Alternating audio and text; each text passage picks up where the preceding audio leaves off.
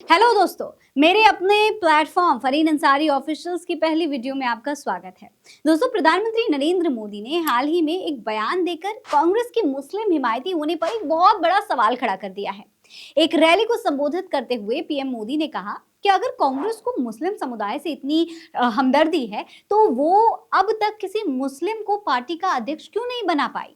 उन्होंने कहा कि कांग्रेस कहती है कि वो मुसलमानों की हितैषी है, तो फिर किसी मुसलमान को अपनी पार्टी का अध्यक्ष क्यों नहीं बनाती? संसद में 50% टिकट मुसलमानों को क्यों नहीं देती? सबसे पहले आप इनका ये बयान सुनिए, उसके बाद इसकी सच्चाई के बारे में भी बात करेंगे। सुनिए। वोट बैंक के भूखे इन राजनेताओं से कहना चाहता हूं, अगर सच्चे अर्थ से आपके दिल में मुसलमानों के लिए थोड़ी भी हमदर्दी है तो कांग्रेस पार्टी अपने पार्टी के अध्यक्ष मुसलमान को बनाए।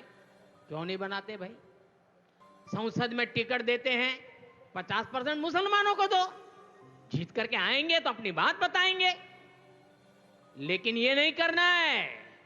कांग्रेस में तो कुछ नहीं देना है।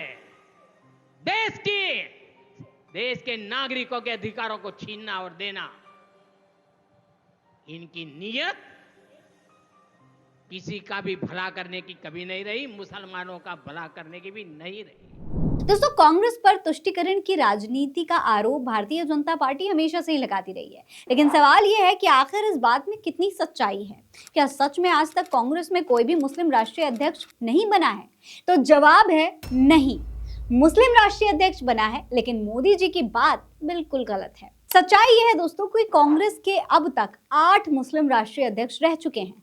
चलिए विस्तार से इसके बारे में आप खुद जान लीजिए। सबसे पहले राष्ट्रीय अध्यक्ष थे बदरुद्दीन तैयब जी। 1887 में मद्रास सेशन में कांग्रेस के सदर चुने गए। बदरुद्दीन तैयब जी 10 अक्टूबर 1844 से 19 अगस्त 1906 ब्रिटिश राज के दौरान एक भारतीय वकील, कार्यकर्ता और राजनीतिज्ञ थे। तैयब जी बॉम्बे हाई कोर्ट के बैरिस्टर के तौर पर प्रैक्टिस करने वाले पहले भारतीय थे। उन्होंने कांग्रेस के तीसरे अध्यक्ष के तौर पर काम किया और वो कांग्रेस के फाउंडिंग मेंबर्स में से एक और पहले मुस्लिम अध्यक्ष भी थे। उन्होंने 1874 में बॉम्बे में अंजुमन-ए इस्लाम कॉलेज की स्थापना की थी। नंबर 2, रहमानुल्लाह एम सियानी 1896 में कोलकाता सेशन में कांग्रेस के सदर चुने गए थे। रहमानुल्लाह एम सियानी ने 1896 में सुरेंद्र नाथ बैनर्जी के बाद के अध्यक्ष के रूप में काम किया था।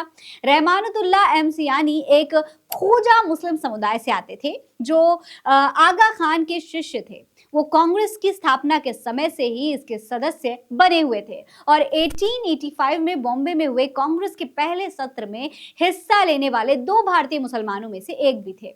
नंबर 3, नवाब सैयद मोहम्मद बहादुर 1913 में कराची सेशन में कांग्रेस के सदर चुने गए। बदरुद्दीन तैयब जी और रहमानुल्लाह एम सियानी के बाद नवाब सैयद मोहम्मद बहादुर इस पद पर आसीन होने वाले तीसरे मुसलमान थे। नवाब सैयद मोहम्मद कोलकाता में मीर हुमायूं जा बहादुर के घर पैदा हुए थे। वो साउथ इंडिया के सबसे अमीर मुसलमानों में से एक थे।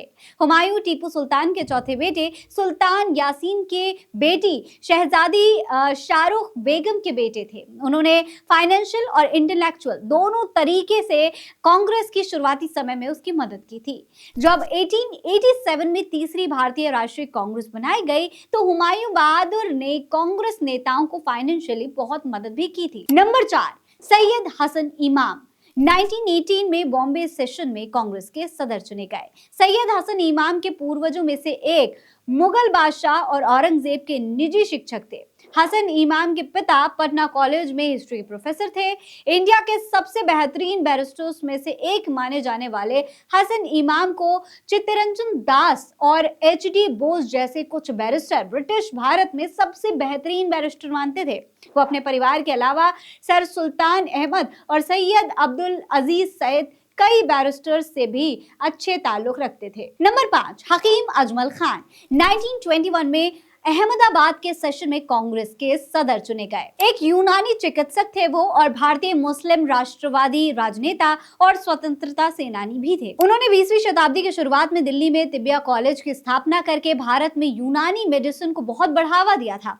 वो भारतीय राष्ट्रीय कांग्रेस के अध्यक्ष बनने वाले 5वें मुसलमान थे। वो जामिया इस्लामिया यूनिवर्सिटी के फाउंडर्स में से एक थे और 1920 में इसके चांसलर बने और 1927 में अपनी मौत तक इस पद पर तैनात रहे।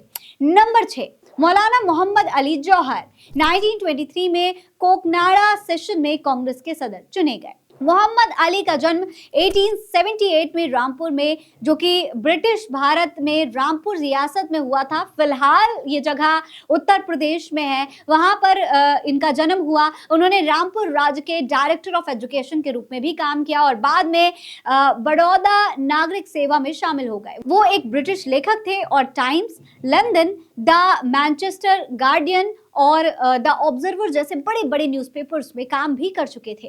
नंबर 7, मौलाना अबुल कलाम आजाद। मौलाना अबुल कलाम आजाद भी 1927 में दिल्ली के स्पेशल सेशन में कांग्रेस के सदर चुने गए थे। वो एक पोएट थे, कवि थे, लेखक थे, पत्रकार थे और भारतीय स्वतंत्रता सेनानी भी थे। भारत की आजादी के बाद वो एक महत्वपूर्ण राजनीतिक पद पर तैनात रहे।